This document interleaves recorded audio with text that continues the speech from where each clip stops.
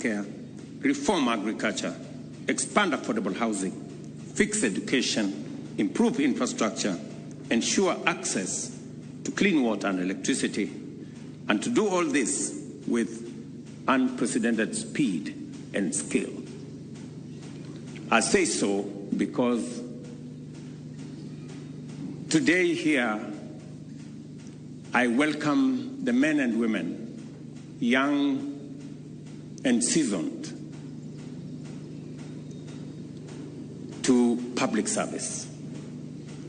The balance between the energy, innovation, creativity of young people and the seasoned leaders who come with immense experience into this space is a good combination to energize this administration at this midpoint.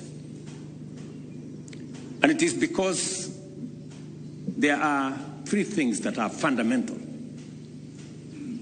One,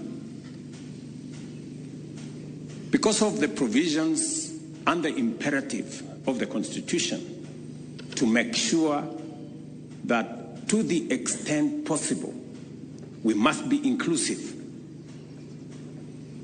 It is the only way that we can harness the talent, the energy, the ideas, and the contribution of as many of us as possible in making Kenya the country we want it to be. And that is why I have engaged in ensuring that we have a broad-based government that carries as many of us as possible. And let me say this for the record, that this broad-based administration,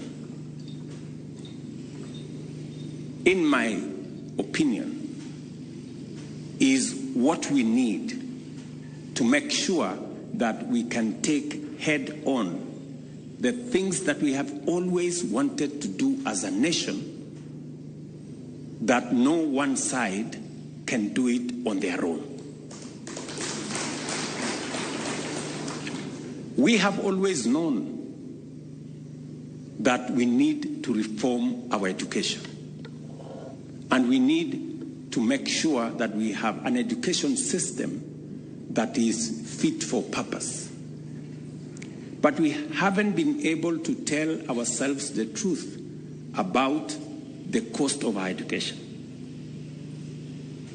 And we have always pretended that we can do everything for everybody, even those who can afford to do things for themselves.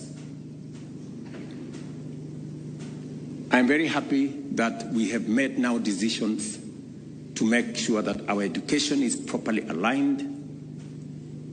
We have corrected the differences that we had in our CBC curriculum.